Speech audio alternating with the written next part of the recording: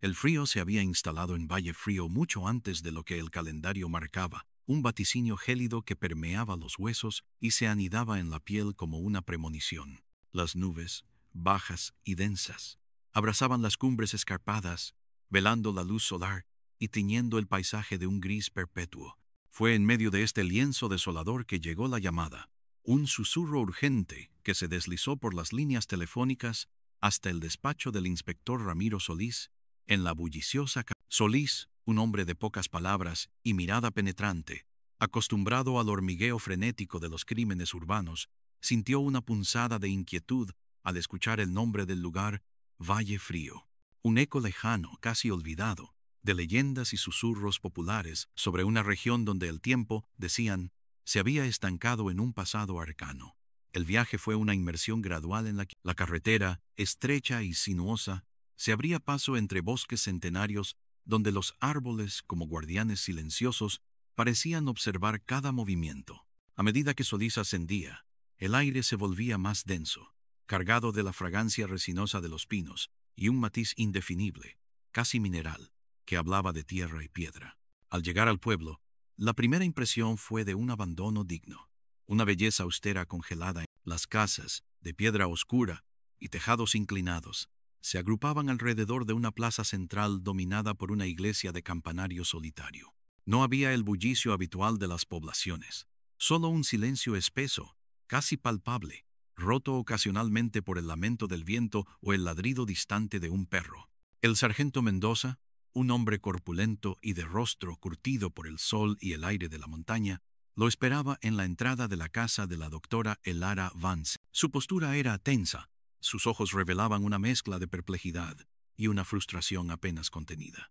«Inspector Solís, gracias por venir», dijo, extendiendo una mano firme. «Esta es diferente. Ni siquiera sabemos qué buscar». La casa de la doctora Vance se alzaba en una colina suave, un poco apartada del resto del caserío. Era una estructura antigua, de muros robustos y ventanas estrechas, que parecía haber crecido directamente de la roca circular. Un jardín descuidado, ahora cubierto por una fina capa de escarcha, rodeaba la propiedad, sus arbustos desnudos, arañando el aire con ramas secas. Al acercarse, Solís sintió el impacto de ese silencio anómalo, un vacío que no era solo ausencia de sonido, sino una presencia opresiva. «Nadie ha forzado la entrada», explicó Mendoza mientras abría la puerta principal, que se dio con un gemido metálico. Todo estaba cerrado, como si la doctora simplemente hubiese salido y olvidado la llave. El interior de la casa era un contraste perturbador con su exterior rústico. Una pulcritud casi obsesiva reinaba en cada rincón. Los muebles eran de madera oscura y líneas sencillas, dispuestos con una simetría fría. No había polvo, no había desorden. Era la casa de una persona meticulosa, de hábitos rigurosos, quizás incluso de una reclusa. El aire interior, sin embargo, era denso. Una bruma imperceptible parecía flotar en la atmósfera, llevando consigo un efluvio insólito. Solís aspiró profundamente, intentando descifrarlo. Era una mezcla extraña, un matiz metálico, casi ferroso, que recordaba a la sangre seca o al óxido antiguo, entrelazado con una fragancia floral exótica, una dulzura embriagadora que no encajaba en el entorno de Valle Frío. Era una contradicción olfativa, un perfume que no pertenecía. «Este olor», dijo Solís, su voz un murmullo grave. «¿Lo han notado?» Mendoza asintió, frunciendo el ceño. «Sí. Al principio pensamos que era algún ambientador, o quizás una flor rara que la doctora cultivaba, pero es persistente, y no encontramos la fuente». El estudio de Elara Vance, la pieza central de su existencia, era el foco de la investigación. Estaba ubicado en la parte trasera de la casa, con una ventana grande que ofrecía una vista sobre el valle, ahora envuelto en la neblina. Al igual que el resto de la casa, el estudio era un santuario de orden, estanterías repletas de libros hasta el techo, organizados por tema y antigüedad. Mapas antiguos cubrían una pared, sus pergaminos amarillentos mostrando detalles topográficos olvidados. En el centro, un escritorio de roble macizo. Sobre él, la escena que había desconcertado a Mendoza y a su equipo. Una taza de té, a medio terminar. Aún emanaba un vaho tenue, apenas perceptible. A su lado, Un ejemplar abierto de un tomo antiguo, sus páginas cubiertas de un texto intrincado y marginalias manuscritas en una caligrafía diminuta y elegante. Un bolígrafo descansaba sobre el libro, como si la mano que lo sostenía se hubiera desvanecido en el aire. La silla estaba ligeramente desplazada, como si alguien se hubiera levantado con prisas, pero sin alteración. Todo lo demás, en su lugar, gafas de lectura, una libreta de cuero, un lapicero. El té aún estaba tibio cuando llegamos, dijo Mendoza, señalando la taza. Eso fue hace, digamos, unas 7 horas.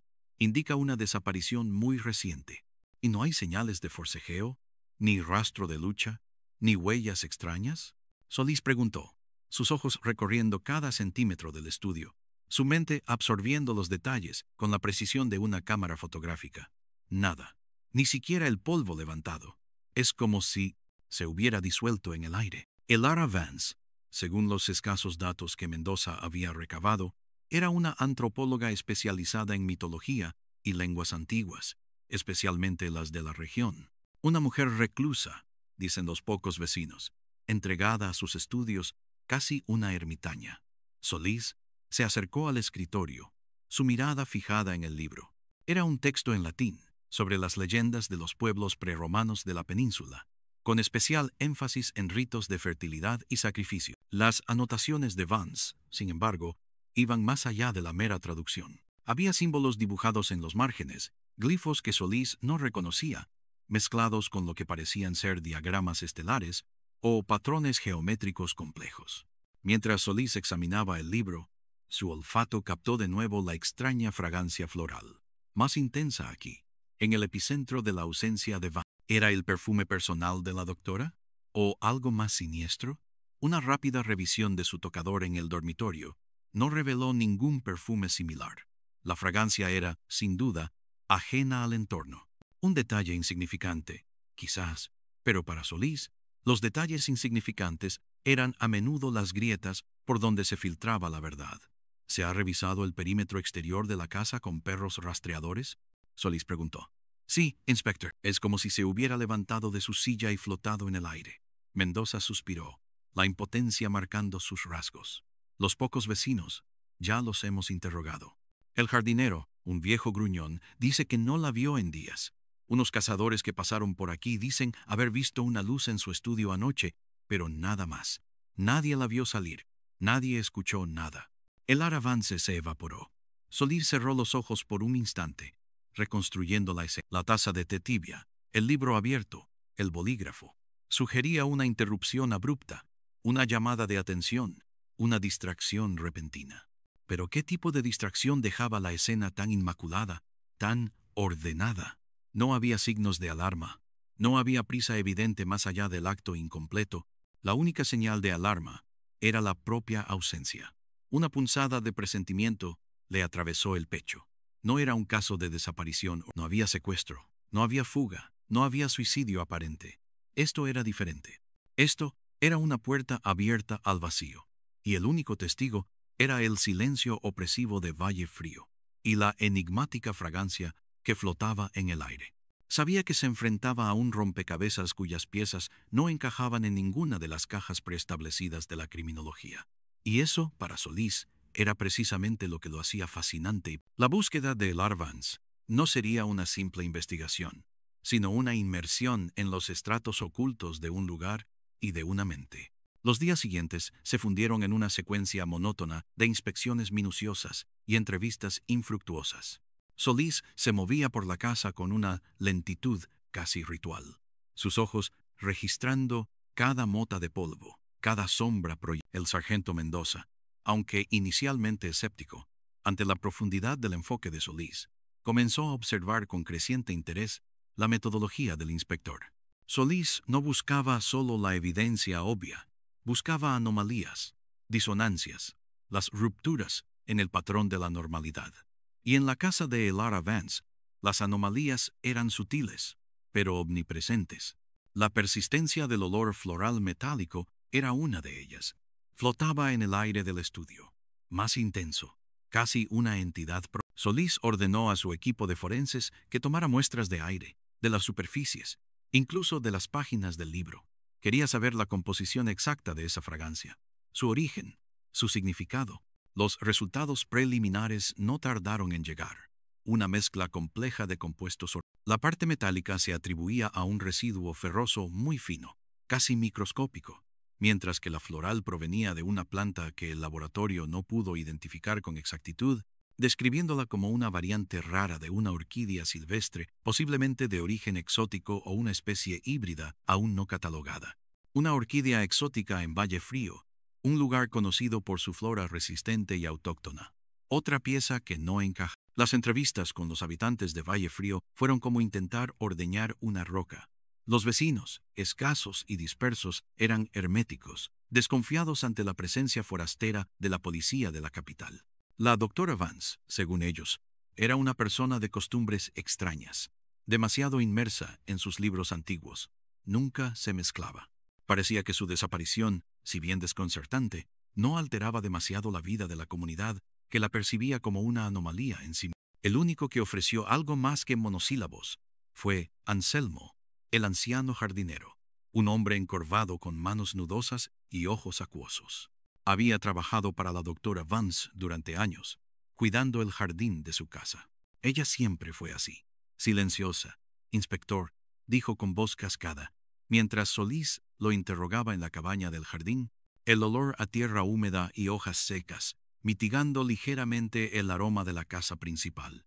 Pero en los últimos meses se puso más rara. Pasaba días enteros encerrada, y a veces la veía salir por la noche con una linterna hacia el bosque.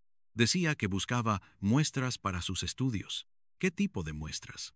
Solís inquirió, su voz suave, casi susurrante.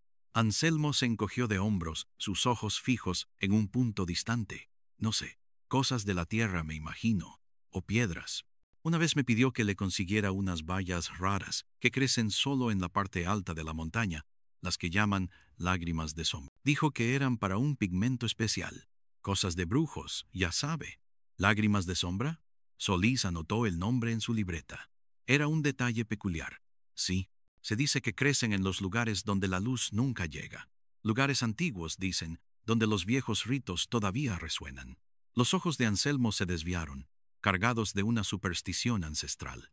La doctora se interesaba mucho en esas cosas. Las leyendas del valle, los dioses que dormían bajo la montaña. Decía que no eran solo cuentos, que había verdad en ellas. Este era un matiz importante. La doctora Vance no solo investigaba las leyendas, las creía, o al menos les daba un peso que iba más allá de lo meramente académico. Solís recordó los glifos y símbolos en sus... ¿Eran acaso parte de esos viejos ritos?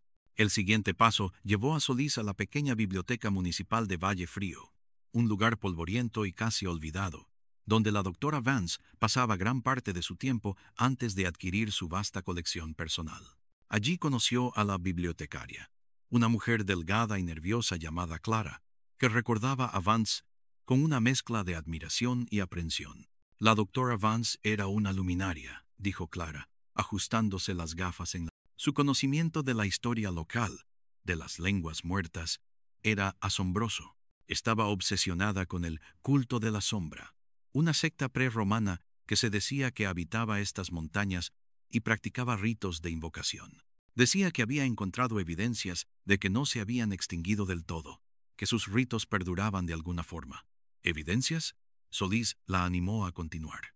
Sí, hablaba de textos cifrados, de patrones geománticos en los afloramientos rocosos de la montaña, de una conexión entre la disposición de las estrellas y ciertos eventos en el valle. Clara bajó la voz, como si temiera ser escuchada. Decía que estaba a punto de descifrar la clave de un antiguo ritual, uno que le permitiría despertar lo que duerme. La piel de Solís se erizó. Despertar lo que duerme. Las palabras de la doctora Vance, citadas por Clara, resonaban con una resonancia ominosa. Esto ya no era solo una desaparición. Era el umbral de algo mucho más oscuro. De regreso al estudio de Vance, Solís volvió a examinar el libro abierto. Esta vez, con una nueva perspectiva. Las anotaciones, los símbolos, no eran meras glosas académicas. Eran parte de un rompecabezas. Se centró en un diagrama en particular, un patrón de círculos concéntricos y líneas intersecadas, con puntos marcados. Parecía una especie de mapa estelar, pero los nombres de las constelaciones no eran las habituales. En una esquina de la página, un glifo que se repetía en otras anotaciones se parecía inquietantemente a una de las lágrimas de sombra que Anselmo había mencionado. El equipo forense, bajo la insistencia de Solís, había continuado su búsqueda de cualquier anomalía, y encontraron una. En la pata trasera del escritorio, casi imperceptible, había una marca de raspadura, del tamaño de una uña, que revelaba una pequeña porción de madera más clara debajo del barniz oscuro. Al examinarla de cerca, Solís notó que no era una raspadura accidental, sino una especie de muesca, un surco muy fino. Siguiendo el rastro de la madera, sus dedos detectaron una pequeña protuberancia, casi invisible, que no parecía parte del diseño original del escritorio. Era un resorte oculto, una discreta cerradura.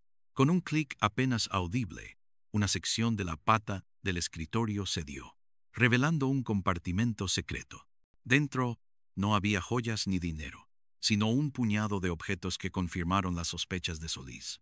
Un diario de cuero envejecido, sus páginas manuscritas con la misma caligrafía elegante de Vance, un mapa topográfico detallado de Valle Frío y sus alrededores, con varias zonas marcadas con los mismos símbolos extraños que aparecían en sus libros.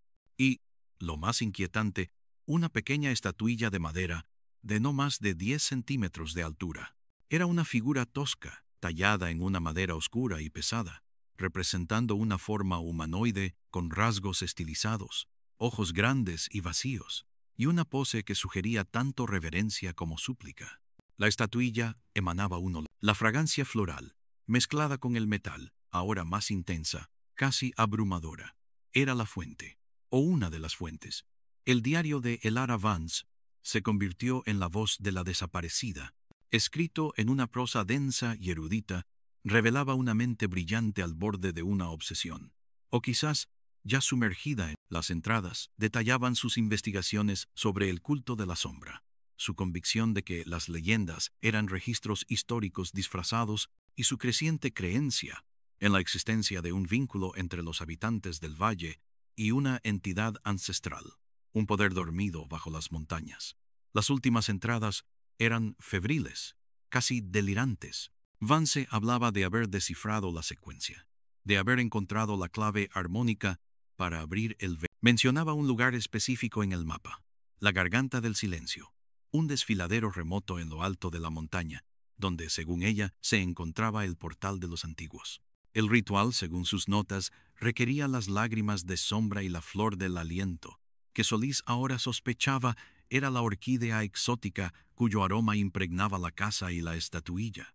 La última entrada, fechada el día de su desaparición, decía: «Esta noche, la luna y las estrellas se alinearán. El velo se adelgazará. Estoy lista para cruzar». La revelación del diario fue un paso adelante gigantesco, pero también abrió un abismo de preguntas.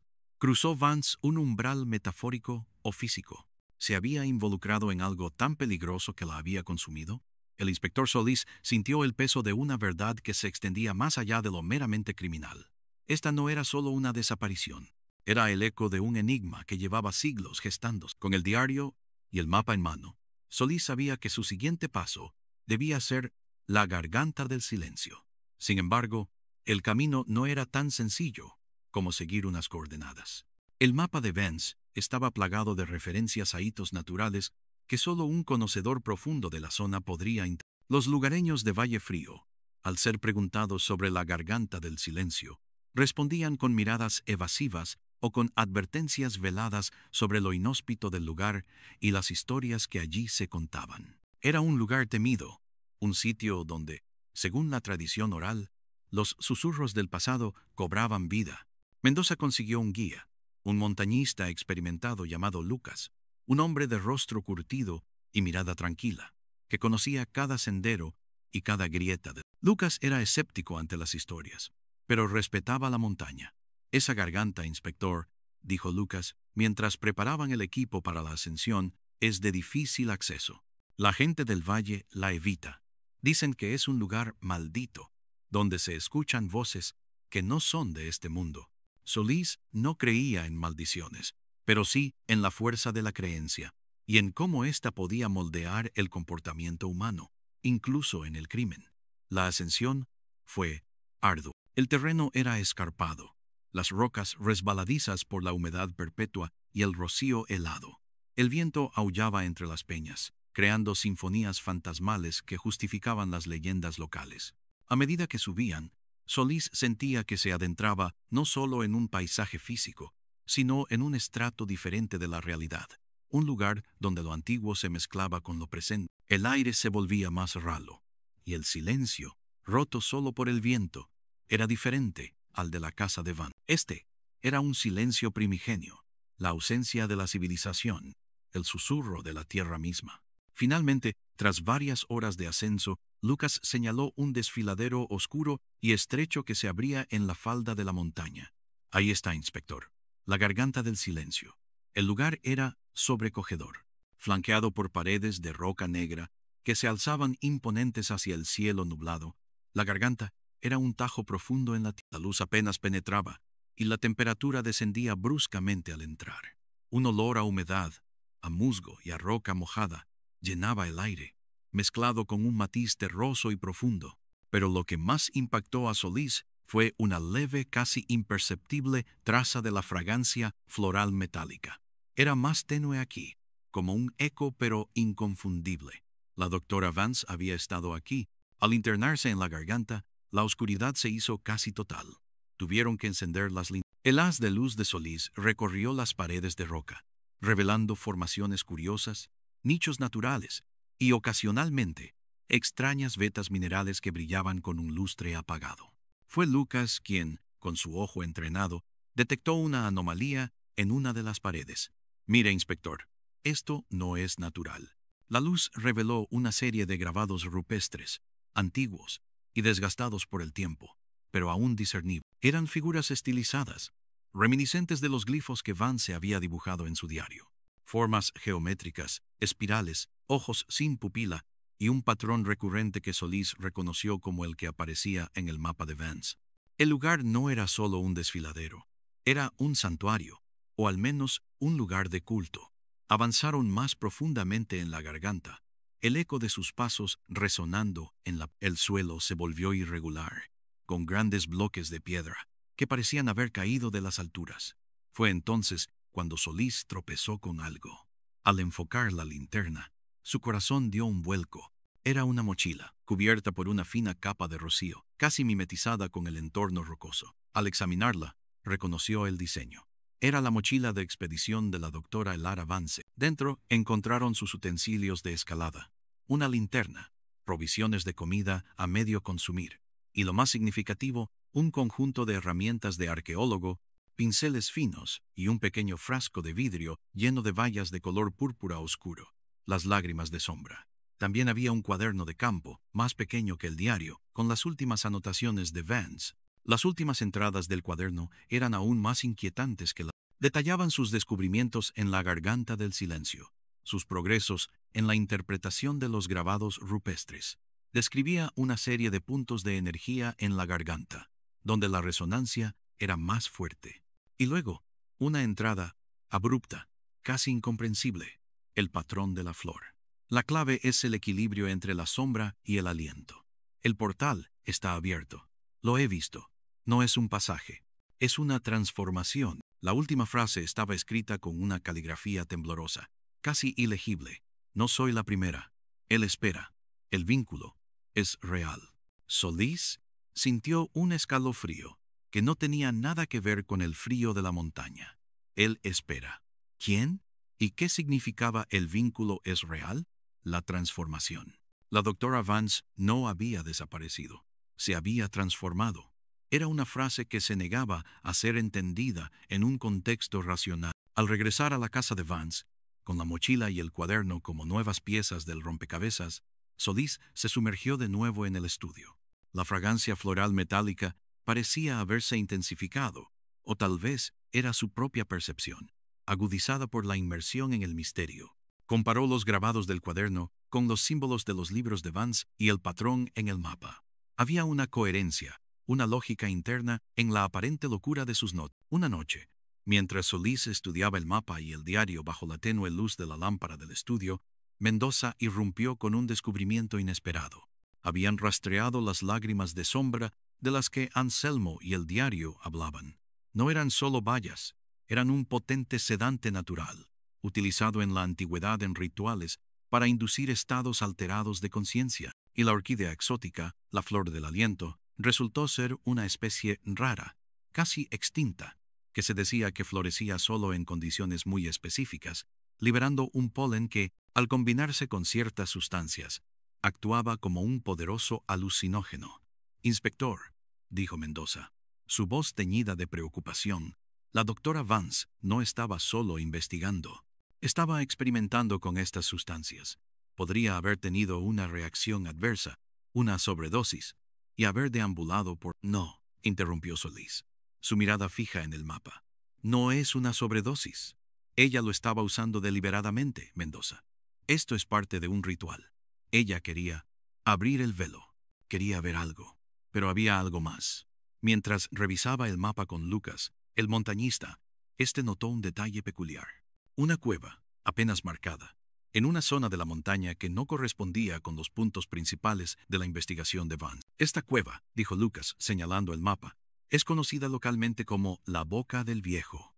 Se dice que es el hogar de un ermitaño que vivió allí hace muchos años. Pero también se rumorea que fue un lugar de encuentro para un grupo secreto, hace mucho, mucho tiempo. Ermitaño, grupo secreto, un nuevo hilo». Solís ordenó investigar la cueva. Tal vez el culto de la sombra no era tan antiguo como se pensaba. Quizás su presencia se había prolongado en el tiempo, protegida por el aislamiento de Valle Frío. Mientras el equipo de Mendoza se dirigía a la cueva, Solís regresó al diario de Vance, buscando alguna referencia a la Boca del Viejo, y la encontró. Una entrada de hace varios meses, al principio de sus investigaciones, visitado el ermitaño de la Boca del Viejo. Un hombre enigmático, con un conocimiento profundo de las tradiciones habló de guardianes del umbral, de aquellos que velan lo que duerme. Sentí una conexión. Me advirtió contra la intromisión, pero también me dio un consejo críptico sobre la senda de la luna. El ermitaño, un personaje oculto en el misterio, ¿era un guardián o un cómplice? La posibilidad de que Vance no estuviera sola en su búsqueda, de que hubiera un mentor o un colaborador, cambió radicalmente la perspectiva de la desaparición de la doctora. Ya no era un acto aislado de una erudita obsesiva, sino parte de una red más compleja. La historia de Valle Frío, que Solís había creído comprender a través de los escritos de Vance, comenzaba a desvelar capas más profundas y peligrosas. El misterio se enredaba, y Solís sentía que la verdad estaba esperando, no solo en la garganta del silencio, sino en los ecos ancestrales de la boca. La noticia de los hallazgos en la garganta del silencio se propagó por Valle Frío, con la lentitud y el sigilo de la niebla matutina. Los rostros de los lugareños, ya de por sí reservados, se volvieron aún más esquivos. Las miradas que se cruzaban con Solís en la plaza del pueblo estaban cargadas de una mezcla de temor y resentimiento, como si la presencia del inspector estuviera desenterrando algo que la comunidad prefería mantener enterrado. El sargento Mendoza, consciente de la creciente tensión, sugirió que Solís se moviera con precaución. «Aquí, inspector, las viejas historias tienen más peso que cualquier ley». La investigación de la cueva, la Boca del Viejo, resultó ser otro nido de enigmas. El equipo de Mendoza encontró una serie de pequeñas plataformas de piedra, talladas rudimentariamente en el suelo de la cueva, dispuestas en un patrón circular. En el centro, un altar de piedra más grande, cubierto de una pátina verdosa. No había restos humanos, ni sangre, ni evidencia de violencia. Pero sí encontraron algo más. Pequeños fragmentos de cerámica antigua, similares a los encontrados en sitios arqueológicos prerromanos, y restos de incienso quemado, con un aroma terroso y ahumado que, extrañamente, Solís notó que tenía una base sutilmente floral, un eco de la fragancia de la casa de Van. También hallaron pequeñas tallas de madera, idénticas en estilo a la estatuilla encontrada en el estudio de Vance, aunque más pequeñas y desgastadas. La cueva era, sin duda, un lugar de culto activo o reactivado. Y, grabadas en las paredes de la cueva, las mismas figuras geométricas y glifos que Vance había estudiado. Esto no era un culto extinto. Había alguien, o un grupo, que mantenía vivas esas tradiciones. Cuando Solís interrogó de nuevo a Anselmo, el jardinero, sobre el ermitaño de la Boca del Viejo, el viejo se puso visiblemente nervioso. Sus ojos se desviaron, sus manos temblaron ligeramente.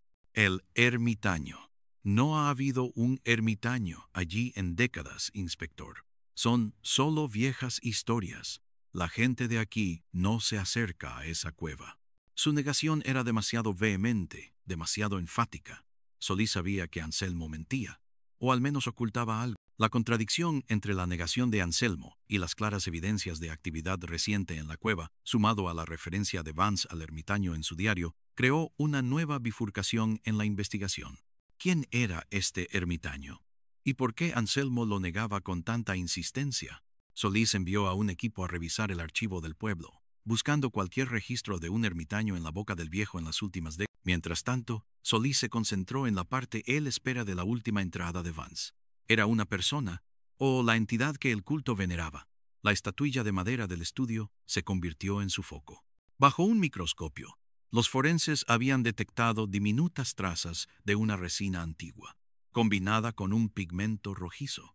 La resina, al calentarse, liberaba la fragancia floral. No era solo una orquídea, era una combinación de la orquídea con la resina de un árbol específico, quizás local, cuyo uso se remontaba a la antigüedad.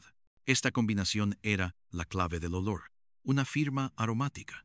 El informe forense de la mochila de Vance reveló más. Había pequeñas partículas de una arena muy fina, con un alto contenido de cuarzo y hierro, no característica de la garganta del silencio. El laboratorio la identificó como proveniente de las orillas del río Sombrío, un afluente del río principal que serpenteaba a través de un valle más bajo y remoto, conocido por sus formaciones rocosas oscuras y sus aguas lentas. ¿Por qué Vance habría estado allí si su objetivo era la garganta? El río Sombrío no figuraba en su mapa. Era una inconsistencia, un detalle minúsculo que desdibujaba la nave. Un nombre empezó a surgir en los viejos registros del pueblo. Elías, un hombre que había vivido como ermitaño en la Boca del Viejo en los años 70, antes de desaparecer misteriosamente. La gente lo consideraba un excéntrico, un brujo que conocía las viejas artes. No se le dio mucha importancia a su desaparición en su momento. Simplemente se asumió que se había ido, o que la montaña lo había reclamado. Pero Elías tenía un aprendiz, un joven local, que lo visitaba regularmente. El nombre del aprendiz era Anselmo. El corazón de Solís dio un vuelco. Anselmo, el jardinero, el mismo Anselmo que había negado la existencia de un ermitaño, el mismo Anselmo que conocía las lágrimas de sombra. Solís comprendió la razón de su nerviosismo.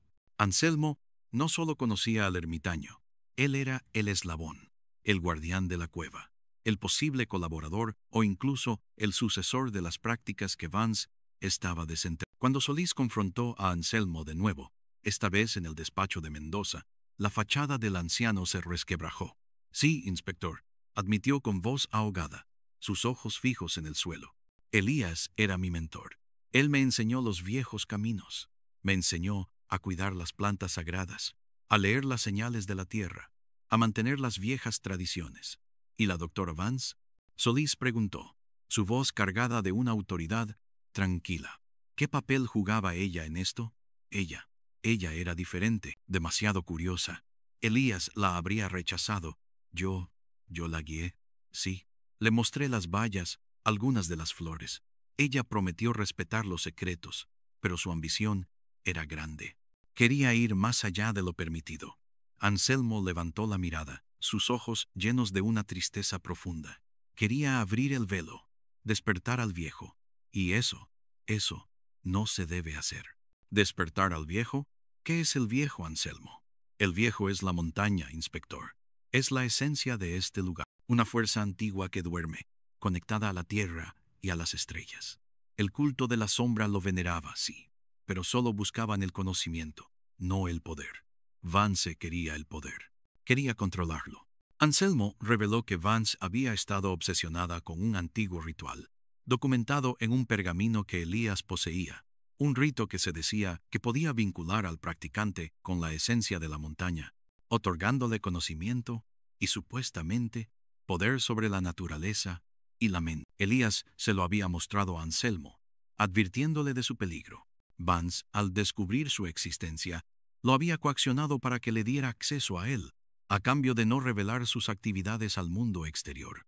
El pergamino, según Anselmo, describía la necesidad de un lugar de tránsito para el ritual, un sitio donde las energías de la tierra y el cielo se cruzan. La garganta del silencio era uno de esos lugares, pero había otro, un lugar de ofrenda, descrito como las arenas negras del río Sombrío, donde la luz del sol nunca besa la orilla.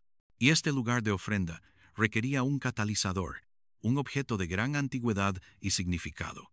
Ella estuvo en el río Sombrío, inspector, continuó Anselmo. Buscaba el catalizador, y lo encontró. Una piedra oscura, tallada con los símbolos, los mismos de las paredes de la cueva. El corazón de la sombra.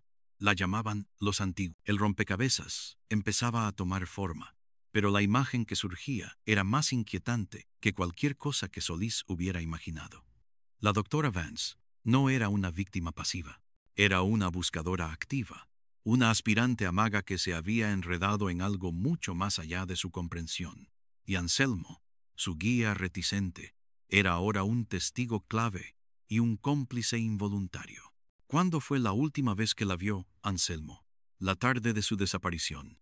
Ella vino a verme. Estaba exaltada. Dijo que tenía todo listo. La piedra, las vallas, la flor. Dijo que se encontraría con el guardián, alguien que la ayudaría a cruzar el umbral. ¿El guardián? ¿Quién es el guardián? Anselmo negó con la cabeza, su rostro pálido. No sé. Ella no lo dijo. Solo que era alguien que conocía las viejas artes y que iba a ayudarla a establecer el vínculo. Yo la advertí, inspector. Le dije que no jugara con esas fuerzas. Pero no me escuchó. Se fue río abajo, hacia la boca del viejo. Pero dijo que luego se dirigiría al río Sombrío. Dijo que el ritual principal sería allí. El río Sombrío, las arenas negras, la piedra tallada, el guardián, el vínculo. Las piezas se conectaban, pero la imagen resultante era de un terror primordial. Solís se dio cuenta de que el verdadero clímax de esta historia no estaba en la desaparición de Vance, sino en lo que ella intentó lograr, y lo que eso podría haber desatado. La confesión de Anselmo fue el catalizador que impulsó la investigación hacia un punto crítico. La garganta del silencio había sido solo el preludio, el lugar donde Vance había descifrado la secuencia. El verdadero escenario de su desaparición o su transformación, como ella misma lo había llamado, era el río Sombrío. El equipo de Solís, esta vez con la asistencia reticente de Anselmo como guía, se dirigió hacia aquel valle oculto. El río Sombrío era un lugar de belleza inquietante. Sus aguas, de un color ébano profundo, fluían lentamente entre paredes de roca basáltica, creando un paisaje monocromático de grises y negros. La vegetación era escasa y retorcida, y el aire era más denso, cargado de una humedad opresiva y un silencio casi absoluto, roto solo por el murmullo de las aguas. El sol apenas penetraba en el cañón, y la luz tenue creaba un juego constante de sombras alargadas y figuras ilusorias. Solís sintió un escalofrío. Este era el tipo de lugar que alimentaba leyendas, un escenario perfecto para la culminación de un rito ancestral. Anselmo señaló un pequeño recodo del río, donde una playa de arena negra se abría al pie de una pared rocosa. Aquí, inspector, las arenas negras. Este es el lugar de ofrenda. Al acercarse a la playa, la fragancia floral metálica se hizo más evidente, ahora mezclada con un olor a tierra mojada y musgo. Y entonces lo vieron. En el centro de la playa de arena negra, un círculo de piedras dispuestas con una precisión casi geométrica. Dentro del círculo, sobre una roca plana que servía de altar, había restos de algo. Cenizas, pero no de madera. Cenizas oscuras, casi cristalizadas, que emanaban un ligero brillo iridiscente. Y esparcidos entre las cenizas, diminutos pétalos secos de la orquídea exótica, la flor de la... También había restos de un objeto carbonizado, casi irreconocible, pero Solís pudo distinguir la forma de una pequeña figura, similar a la estatuilla de madera del estudio de Vance, pero más grande. El catalizador, el corazón de la sombra del que había hablado Anselmo, había sido consumido en el ritual. Pero lo más perturbador fue lo que encontraron un poco más allá del círculo de piedras. Un rastro. No de huellas, sino de la arena misma. Un surco irregular, como si algo pesado hubiera sido arrastrado, o como si alguien, en un estado alterado, hubiera deambulado. El rastro se dirigía hacia una pequeña gruta en la pared rocosa, casi invisible desde el río. La gruta era estrecha y oscura, apenas un saliente en la roca. Al internarse, el olor floral metálico se hizo abrumador, casi asfixiante, y en el interior, recostada contra la pared, encontraron el cuerpo.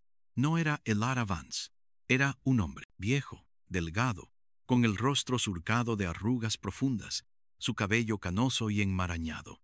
Vestía ropas de estilo rústico, desgastadas por el tiempo.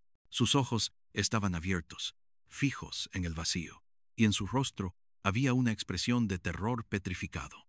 En una de sus manos, aferrado con fuerza, un pequeño trozo de pergamino, enrollado y deteriorado por la humedad. Mendoza, al ver el cuerpo, exclamó: «Es Elías, el ermitaño». Pero, ¿cómo es posible?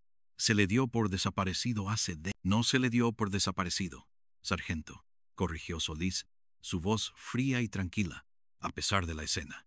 Se le dio por muerto o por haberse ido. La gente de Valle Frío no quería buscarlo. Solís se acercó al cuerpo de Elías, su mirada deteniéndose en el trozo de pergamino. Con cuidado, lo desenrolló. Estaba escrito en la misma caligrafía ancestral que Vance había imitado en sus notas, pero esta era más antigua, más fluida. Era una parte del pergamino que Anselmo había mencionado, el que describía el ritual del vínculo. La sección que Elías sostenía detallaba los efectos del ritual. El alma del buscador se fusionará con la esencia de lo antiguo. El cuerpo será un recipiente, el espíritu será un puente. El conocimiento fluirá, pero el costo será la propia identidad. La sombra lo reclamará y el vínculo será eterno. Elías no había muerto reciente. Su cuerpo estaba momificado de forma natural por las condiciones de la gruta, pero su rostro congelado en el terror era de un momento más reciente, de una muerte mucho más vívida. Los forenses estimaron que Elías había muerto apenas unas semanas atrás, no décadas. Había estado vivo. Había sido el ermitaño de la Boca del Viejo todo este tiempo, viviendo oculto, manteniendo las viejas costumbres, y Elara Vance lo había encontrado, lo había coaccionado. Vance lo engañó. Anselmo, dijo Solís, mirando al jardinero, cuyo rostro estaba ahora descompuesto por el horror. Ella lo obligó a ayudarla. Él era el guardián del que ella habló. Y ahora, mira lo que ha pasado. Anselmo balbuceó. Él no me dijo que Elías seguía vivo. Yo pensé que el guardián era otro. La culpa y el miedo se dibujaban en sus rasgos. Los forenses que examinaron el cuerpo de Elías encontraron trazas de las lágrimas de sombra y del polen de la orquídea en su sistema. Había sido drogado, no asesinado directamente. Había sido parte del ritual, ya sea por coacción o por haber sido engañado. La expresión de terror en su rostro sugería lo primero. La doctora Elara Vance no había desaparecido. Había completado el ritual del vínculo, y la transformación había sido más literal de lo que Solís podría haber. Pero, ¿dónde estaba ella? Y si el vínculo se había establecido, ¿con qué? Al salir de la gruta, la mirada de Solís se posó en un punto en la pared rocosa, justo encima de la entrada. Un saliente, apenas perceptible. Al enfocar su linterna, vio algo. No era una figura tallada, ni un grabado. Era una huella de mano, pero no una huella humana normal. Era más grande, los dedos más largos y delgados de lo que debían ser, con una extraña asimetría. Y la roca alrededor de la huella, así como la huella misma, brillaba con la misma iridiscencia de las cenizas del ritual. Estaba como impresa en la roca, no tallada, sino dejada. Era una impronta, fresca. Solís sintió un escalofrío recorrer su espina dorsal. El vínculo es real. Las palabras de Vance resonaron en su mente. La sombra lo reclamará, y el vínculo será eterno. Miró a Anselmo, a Mendoza. La doctora Vance no está desaparecida, no fue asesinada, y no está muerta. Su voz era un susurro grave, cargado de una verdad que desafiaba toda lógica. Ella se convirtió en otra cosa. Ella se vinculó. El clímax había llegado, pero no como Solís esperaba. No había un asesino que atrapar, no había un rehén que rescatar. Había una verdad que desvelar, una que trascendía los límites de la razón. La doctora Vance había logrado su objetivo, pero el precio era su humanidad, y quizás la de Valle. La siguiente fase de la investigación fue menos sobre la búsqueda de un cuerpo y más sobre la comprensión de la naturaleza de la transformación de Elara Vance y su conexión con Elías. El cuerpo del ermitaño fue trasladado para un examen forense más detallado, aunque la causa de la muerte era clara. Un fallo sistémico masivo, como si su cuerpo hubiera sido drenado de toda energía vital en un corto periodo de... El terror en su rostro era la última impresión de una mente que había presenciado algo incomprensible. Anselmo, atormentado por la culpa, se aferró a Solís, revelando más detalles del pergamino de Elías, el verdadero libro de la sombra, como lo llamaba. Este texto, de procedencia desconocida pero de antigüedad incalculable, contenía no solo los rituales, sino también las profecías y advertencias sobre el viejo y los vínculos. Decía que los que intentan el vínculo con intenciones egoístas o con una mente impura no se transforman en conocimiento, sino en un sirviente, un custodio de la sombra, sin voluntad propia, solo un eco de lo antiguo. La voz de Anselmo se quebró. Eso es lo que le pasó a Elara. Ella quería el poder.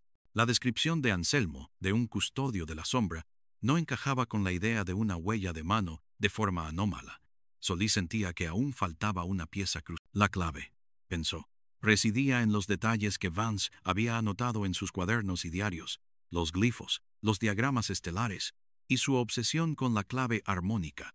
El equipo de Solís regresó al estudio de Vance. Los forenses peinaron la casa de nuevo, esta vez buscando cualquier rastro biológico inusual. Encontraron algo. Diminutas esporas microscópicas adheridas a las páginas del libro abierto, a la taza de té, incluso a la silla. No eran de la orquídea, ni de ninguna planta conocida. Eran, según el análisis, de un tipo de hongo bioluminiscente que crecía en las profundidades de las cuevas más antiguas y que liberaba una toxina neuroactiva al contacto. Esto, dijo el experto forense, podría inducir estados de alucinación extrema y alterar la percepción del tiempo y el espacio. Solís sintió una revelación. El rito del vínculo no solo implicaba las bayas sedantes y el polen alucinógeno, también había este hongo, un componente secreto, quizás el verdadero velo del que Vance hablaba, el que desdibujaba la línea entre la realidad y la ilusión. Y si el hongo se activaba con el polen de la orquídea exótica, y si esa fragancia era omnipresente, ¿quién más había sido expuesto? Recordó el olor floral metálico en la casa. No solo en el estudio, sino en el pasillo, en el dormitorio, incluso en la entrada. Si el hongo liberaba esporas y el polen de la orquídea era el catalizador, entonces toda la casa era una cámara de un ritual prolongado. Y la doctora Vance había vivido en ella, expuesta a esa combinación química, durante semanas, tal vez meses. Una noche, mientras Solís revisaba una vez más el diario de Vance, un detalle minúsculo le llamó la atención. Una pequeña mancha, apenas perceptible, en el margen de una página. No era tinta, era una mancha de tinta, y no era la tierra de Vallefrío. Los análisis forenses preliminares indicaron que era una arcilla rojiza, rica en hematita y otros minerales férreos, que se encuentra solo en un lugar muy específico del valle. Las minas rojas, una serie de antiguas minas de hierro abandonadas hace siglos, al otro lado de la montaña, un lugar lúgubre y olvidado. Las minas rojas. ¿Por qué Elara Vance habría estado allí? No había ninguna mención en sus diarios, ni en sus mapas, de este lugar. Era una anomalía geográfica que rompía la lógica de su búsqueda del vínculo. Mendoza, al escuchar la nueva pista, recordó un antiguo cuento local sobre las minas rojas. Decían que en las minas rojas habitaba un espíritu de la tierra, un ser que se alimentaba de la soledad y la avaricia, y que una vez un grupo de mineros desapareció sin dejar rastro, dejando solo sus herramientas tiradas. La gente siempre ha evitado ese lugar, inspector. Las minas rojas, la arcilla rojiza, el olor metálico. Solís sintió un repentino entendimiento. La parte metálica de la fragancia no era sangre seca ni óxido, era el olor a la hematita, al hierro. Y el corazón de la sombra que Vance había encontrado, la piedra tallada que Anselmo describió, era probablemente un trozo de mineral de hierro, tallado con los símbolos, proveniente de las minas rojas. El rito del vínculo no se trataba solo de invocar a una entidad ancestral. Se trataba de activar una resonancia. Y el hierro, el mineral que se decía que conectaba la sangre de la tierra con la sangre del hombre, era un componente clave. La doctora Vance no solo quería conocimiento o poder, quería sentir por la tierra. La excursión a las minas rojas fue diferente a la de la garganta del silencio o el río sombrío. Aquí, el aire era pesado, sofocante, con el olor acre del óxido y la roca. Las entradas de las minas eran como bocas de gigantes dormidos, abriéndose en la ladera de la montaña, envueltas en una semioscuridad. Había algo visceralmente opresivo en el lugar. Adentrándose en una de las galerías principales, Solís notó que el suelo estaba cubierto por una capa de polvo rojizo, la misma arcilla rica en hematita, y en la oscuridad, un brillo tenue. El hongo bioluminiscente crecía en parches sobre las paredes húmedas de la mina, emitiendo una luz verdosa y fantasmal, la fuente de las esporas. A medida que se internaban, el silencio se volvía más profundo, el aire más denso, y entonces, en un recodo de la galería, encontraron un campamento improvisado, una lona de plástico, restos de hogueras, latas de comida vacías, y entre ellos, una pila de objetos, herramientas de minero, picos, palas, barrenas, antiguas, oxidadas, y más inquietante, varios trozos de ropa rasgada, descolorida por el tiempo, pero reconocible como vestimenta de minero de una época pasada. Los mineros desaparecidos. Y lo más impactante, varios de los fragmentos de tela, al ser examinados de cerca, tenían adheridas las mismas esporas de hongo bioluminiscente, las toxinas, las alucinaciones. Solís tuvo una revelación escalofriante. Los mineros no desaparecieron. Fueron afectados por el hongo. Experimentaron alucinaciones extremas y quizás, en su estado alterado, se aventuraron en las profundidades de la mina o en otras galerías inexploradas, donde nunca fueron encontrados. Pero eso no explicaba la desaparición de Vance. La doctora no era una minera. Solís se fijó en un objeto peculiar entre las herramientas, una vieja brújula de latón, de las que usaban los topógrafos de minas. Estaba oxidada, pero el vidrio aún estaba intacto, y la aguja, extrañamente, no apuntaba al norte. Estaba fija en una dirección, apuntando hacia el interior de la mina, hacia una galería lateral, que parecía haber sido un desprendimiento de roca. Con un esfuerzo conjunto, el equipo de Mendoza removió algunas de las rocas caídas, abriendo un paso estrecho. Detrás se revelaba una galería inexplorada, más profunda, más oscura, donde el brillo del hongo era más intenso, casi hipnótico. El aire era pesado, cargado con el olor metálico y el dulzor del hongo. Al internarse, el espacio se abría en una vasta caverna, y allí, en el centro de la caverna, la encontraron. No era el Ara Vance, no era el custodio de la sombra, era una formación geológica, una pared de roca, pulida y brillante, de un color negro azabache, salpicada de vetas cristalinas que reflejaban la luz del hongo, creando un espectáculo iridiscente. Pero no era solo una pared, tenía una forma orgánica, que se asemejaba a una gigantesca flor pétrea, o quizás a una mano abriéndose. Era colosal, imponente, y emanaba una presencia casi palpable, la flor del aliento, pero no una planta, sino una formación mineral, el vínculo. Y entonces Solís vio el detalle, integrado en la superficie de la flor pétrea, no tallado, no adherido, sino como si hubiera crecido de ella, había una forma humanoide, delicada, casi etérea, fundida con la roca. Sus contornos eran femeninos, y el rostro, si bien estilizado y casi irreconocible, tenía una inconfundible similitud con las fotos de el Ara Vance. Era como si la roca la hubiera absorbido, y en la superficie de esta figura petrificada, justo en la palma de la mano, la misma huella anómala que Solís había visto en la garganta del silencio. no era una huella de la doctora. Era la huella de la propia formación, de la flor pétrea, que había sido el vínculo que Vance había buscado. La verdad se reveló con una claridad aterradora. Elara Vance, en su búsqueda de la conexión con lo antiguo, de fusionar su conciencia con la esencia de la tierra, había llegado a esta caverna, el verdadero portal.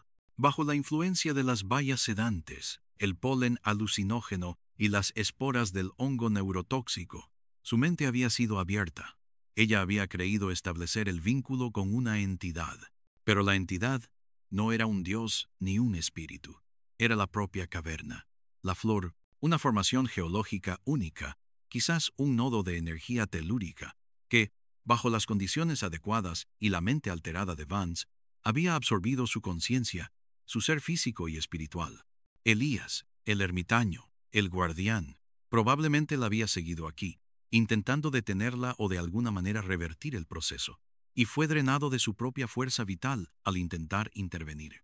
La transformación de Vance era la huella en la garganta del silencio. No era suya, sino la de esta formación rocosa, su firma, que ella había percibido y recreado. El corazón de la sombra era el catalizador férreo que había activado esta resonancia.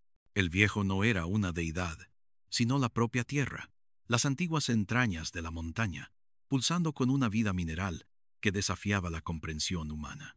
Solís se acercó a la formación, su rostro pálido, sus ojos fijos en la figura de Vance, ahora parte de la roca. Un escalofrío que no era de frío le recorrió el cuerpo. La fragancia floral metálica, tan fuerte aquí, era la esencia de esta flor pétrea, de este mineral con propiedades únicas, que al interactuar con las plantas rituales, creaba una puerta a otra forma de existencia. Este no era un crimen, era una tragedia. Una mujer brillante, consumida por su propia obsesión, había buscado la conexión con lo divino y había encontrado la absorción en lo que no había asesino que arrestar, no había justicia que impartir en los términos humanos. Había solo una verdad que se cernía sobre el inspector, una verdad que desdibujaba la línea entre la ciencia y la mística, entre la vida y la inerte eternidad de la roca. Cuando salieron de las minas rojas, el sol ya se ponía, tiñendo el cielo de Valle Frío con un rojo sangre. El silencio del valle, antes enigmático, ahora parecía cargado de un significado nuevo y ominoso. La doctora Elara Vance no había resuelto los misterios de lo antiguo. Se había convertido en uno de ellos. Y Solís, el hombre de la lógica y la evidencia, llevaba ahora en su alma el peso de una verdad que la ciencia moderna aún no podía nombrar, una verdad que murmuraba desde las entrañas de la tierra y se anidaba en los rincones más oscuros de la existencia humana. El regreso de las minas rojas fue un viaje en silencio. Las palabras se sentían inútiles, incapaces de articular la magnitud de lo que habían presenciado. Mendoza, un hombre de tierra y sentido común, parecía tambalearse bajo el peso de la revelación. Anselmo, el anciano jardinero, se había derrumbado, susurrando oraciones incoherentes, su fe en las viejas artes ahora teñida de un terror existencial. Solís, sin embargo, permanecía imperturbable en apariencia, aunque su mente, un laberinto de conjeturas y observaciones, trabajaba incansablemente para encajar esta nueva realidad en su esquema racional del mundo. La información sobre la flor pétrea y la transformación de Elara Vance fue cuidadosamente contenida. Solís sabía que revelar la verdad completa al público sería impensable. La sociedad no estaba preparada para aceptar una realidad donde la gente pudiera fusionarse con formaciones minerales, donde los rituales antiguos pudieran tener consecuencias tan literales y aterradoras. La historia oficial sería que la doctora Vance, bajo la influencia de potentes alucinógenos, había sufrido un fatal accidente en las profundidades de las minas y su cuerpo había quedado irreconocible o perdido en un desprendimiento. Elías, el ermitaño, se diría que había muerto de causas naturales poco antes de la desaparición de Vance, su cuerpo preservado por las condiciones de la cueva. Una mentira necesaria para proteger la frágil fachada de la realidad. Pero para Solís, la verdad resonaba con una potencia ineludible. La doctora Vance, la antropóloga que buscaba la conexión con lo primigenio, había encontrado una forma de existencia más allá de la comprensión humana. No había trascendido a un plano espiritual, como quizás ella esperaba, sino que se había integrado en la materia misma, en el pulso inerte pero vivo de la tierra. Su ambición, su deseo de despertar lo que duerme, había culminado en su propia metamorfosis, convirtiéndola en una parte del misterio que tanto anhelaba desentrañar. Los días posteriores fueron un torbellino de papeleo, informes y la clausura de las minas y los sitios del río. Solís se aseguró de que todos los hallazgos, los diarios de Vance, el pergamino de Elías, la estatuilla de madera, las muestras de las lágrimas de sombra, la flor del aliento y el hongo bioluminiscente, fueran clasificados como artefactos de interés arqueológico y botánico, desviando cualquier escrutinio más profundo que pudiera revelar su verdadera naturaleza. El objetivo era sellar el secreto, contener la verdad en los confines de Valle. Antes de su partida, Solís visitó a Anselmo. El anciano jardinero estaba sentado en su porche, sus ojos fijos en la lejana silueta de la montaña. El guardián del velo susurró a Anselmo cuando Solís se acercó. Él siempre estuvo aquí, inspector. La tierra misma es el guardián. El ara solo lo hizo visible. Su voz era un lamento. Yo debía haberla detenido. Debía haber protegido los secretos. Usted hizo lo que pudo, Anselmo, respondió Solís, su voz teñida de una extraña melancolía. Algunos secretos no quieren permanecer ocultos, y algunas personas no se detendrán ante nada para revelarlos. Solís no intentó consolarlo con falsas esperanzas. Sabía que Anselmo, como él, viviría el resto de sus días con el conocimiento de lo que acechaba bajo la superficie. El inspector le dejó una pequeña libreta de campo, con instrucciones de anotar cualquier anomalía en la flora o fauna del valle, cualquier cambio en los patrones climáticos o en el comportamiento de los animales. Una pequeña vigilancia, un hilo tenue que conectaría a Anselmo con el mundo exterior, una forma de mantener un ojo en los secretos que Valle Frío custodiaba. Al día siguiente, mientras Solís se preparaba para abandonar Valle Frío, un detalle final le inquietó. Mientras el motor del coche arrancaba, un suave golpe se escuchó en el parabrisas. Una sola hoja de árbol, de un color verde oscuro inusual, se había adherido al cristal, como si fuera una última despedida. No era una hoja de los árboles que crecían cerca, era una hoja de la flor del aliento, la orquídea exótica, imposible de encontrar en esa altitud, en esa estación. Pero allí estaba, vibrando ligeramente con el movimiento del coche, un eco de la fragancia floral metálica que Solís supo nunca abandonaría sus sentidos. Al mirar por el espejo retrovisor, la silueta de Valle Frío se iba haciendo más pequeña, las nubes bajas lo envolvían, y la montaña se alzaba imponente, una matriarca silenciosa que guardaba sus secretos ancestrales. Solís se preguntó si la transformación de Vance era un final o un nuevo comienzo. ¿Era ella ahora la voz de la tierra, la conciencia inerte de la flor pétrea? ¿Y qué significaba para la humanidad saber que tales conexiones eran posibles, que la línea entre la vida orgánica y la existencia mineral podía desdibujarse? El ara Vance había buscado un vínculo, una conexión, y lo había encontrado de una manera que ninguna mente humana podría haber anticipado plenamente. No era un triunfo del conocimiento, sino una disolución del ser, un sacrificio en el altar de una curiosidad insaciable. La justicia, en este caso, no era la condena de un culpable, sino la aceptación de una verdad que redefinía los límites de lo real. El inspector Ramiro Solís condujo de regreso a la capital, al mundo de los crímenes comprensibles y las motivaciones humanas, pero sabía que una parte de él se había quedado en Valle Frío, fusionada para siempre con la sombra de la montaña, con el eco del silencio y con la persistente y extraña fragancia floral metálica. La desaparición de el ara Vance, ahora archivada como un accidente trágico, permanecería como la piedra angular de un conocimiento oculto, una verdad inconfesable que lo acompañaría hasta el final de sus días. Y en los susurros del viento, entre las paredes de piedra de Valle Frío, quizás la doctora el ara Vance, ahora parte de la tierra, continuaba observando una conciencia silenciosa, un vínculo eterno con la sombra. El caso estaba cerrado, pero el misterio, Solís lo sabía, solo acababa de comenzar. Las preguntas sobre la naturaleza de la existencia, sobre la fina membrana entre lo vivo y lo inerte, sobre los antiguos rituales y su poder, ahora vivían en él, y el eco de la flor pétrea resonaba en su memoria.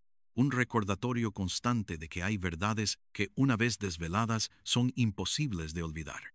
El Ara Vance no había desaparecido, se había convertido, y en esa transformación había arrastrado a Solís a un umbral que jamás imaginó, un umbral donde la razón y la realidad se fusionaban en un abismo fascinante y aterrador. El inspector Ramiro Solís, el hombre de lógica implacable, había sido tocado por lo incomprensible, y su mundo nunca volvería a ser el mismo.